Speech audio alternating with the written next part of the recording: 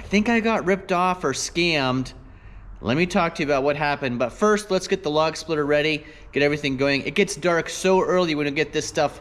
We want to get it all set up, get the light set up, because we will be splitting wood in the dark tonight at about 5:30 p.m.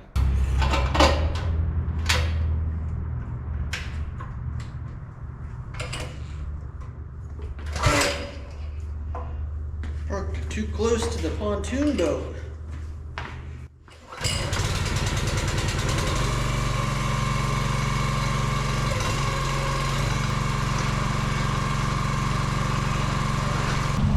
All right, let's talk first about how I think I got ripped off or scammed a little bit here. And it is partially my own fault. I should have done better research. A few months ago, I did a video about opportunity. It was about when opportunity knocks, you answer. Well, that was about chip sealing the driveway. And we've been basically pretty happy with the chip seal, but we didn't get exactly what we paid for. Let me show you what I mean.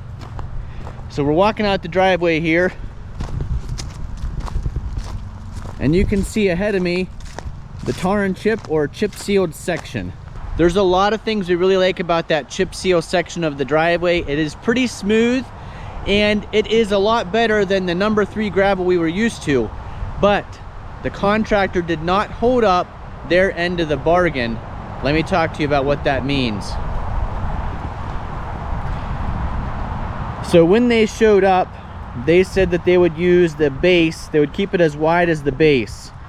Well, you can see over here on the right and on the left, they did not make the driveway as wide as they really should have.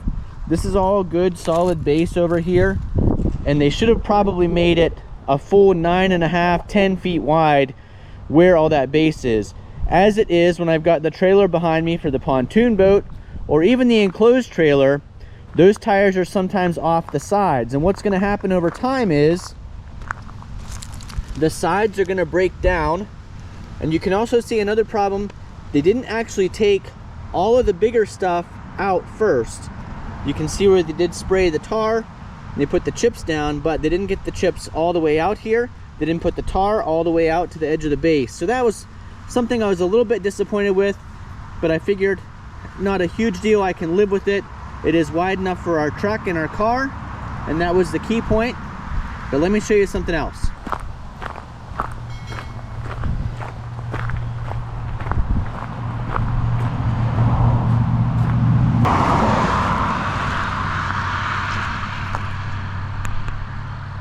So now out here at the end of the driveway, I want to show you another problem.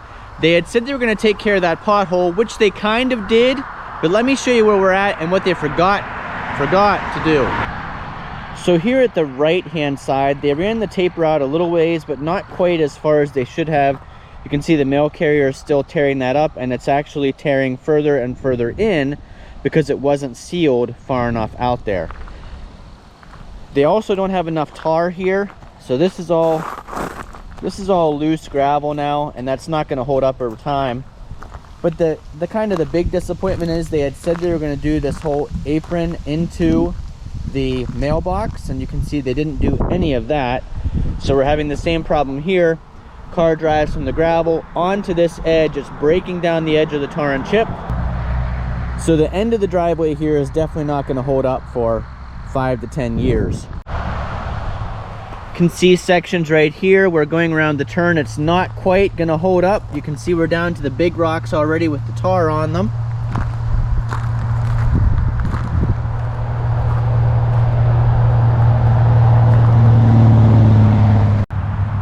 Here's another area where we're down to the base, and you can see rocks in there that don't even have any tar on them all along here. Now, if you recall, they arrived in the morning, said they were going to have some leftover material.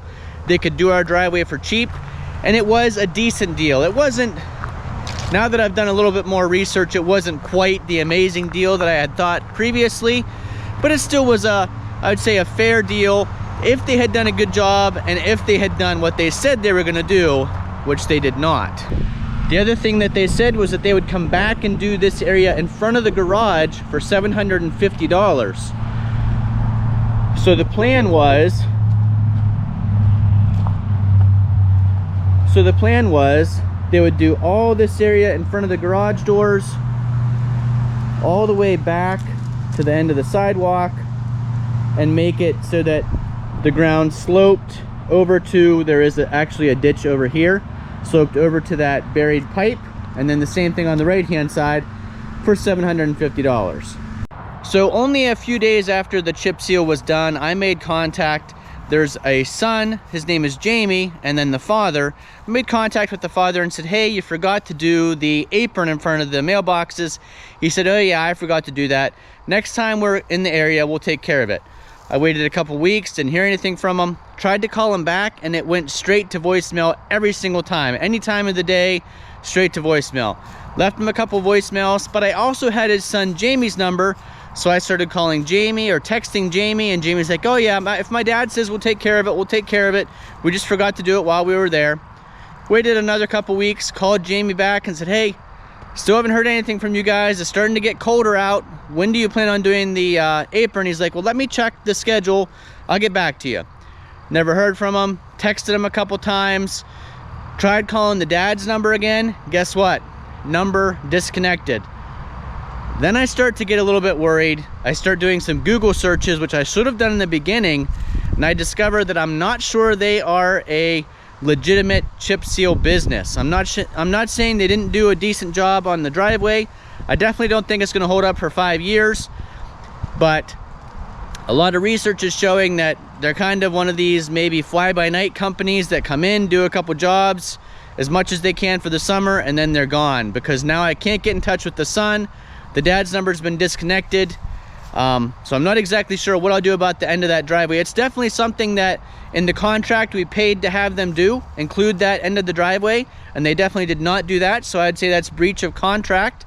But we were also looking forward to that part of the house getting done in front of the garage for $750. Obviously that's not going to get done, and I'm not sure I'd want them to come out now, even if I could get a hold of them, because I can't find a physical address for their business.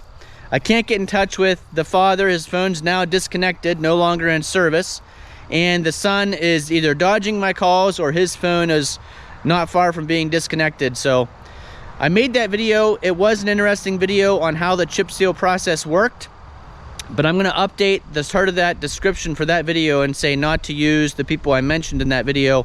I'm not going to mention them here, but I should have done some due diligence research. I should have at least Googled the company name. The business card did not have a mailing address, so that should have been a red flag to me. I should have maybe taken a couple pictures of their driver's license, so I had some way to find out exactly who they actually were with an address. Anybody can get business cards made. I did get a business card. It had their company name and their phone numbers on it. Even had an email address, which was an added Gmail account, so anybody can make business cards, anybody can make up a Gmail account, and people can use their cell phones. They did have some legitimate equipment. They had a dump truck that carried all the chips in it, the limestone chips. They had the tar trailer that put the tar down, so it wasn't like they took a whole bunch of money and never did anything. They took money, they did a project, probably not as good as they should have. They didn't complete the work. It'd be kind of like if you hired someone to do the roof and they did, you know, 8/10 of it or 9/10 of it, but left a little bit undone. That's kind of what I feel like happened here. They didn't do the best job, and I don't think it's going to hold up, and they forgot to do the section they were going to do in front of the mailboxes, which is kind of key to keeping the whole rest of the driveway together. So that's my story of the chip seal driveway. Overall, we like chip seal. I think we will continue with that. I've had another vendor come out and they gave me a price. They said actually the first time it's better to do 2 layers of it, so tar, chip, then another layer of tar, another layer of chip. Makes a stronger base, and then on top of that, you know, 5-10 years down the road you can add additional layers. But you know, I guess lesson learned, when someone shows up in your driveway and they say, hey, we've got a little bit of tar and chip left, maybe it's going to be a decent deal, and maybe it's someone you'll never hear from again. So that's the information on how I might have got ripped off or scammed a little bit with the chip seal driveway.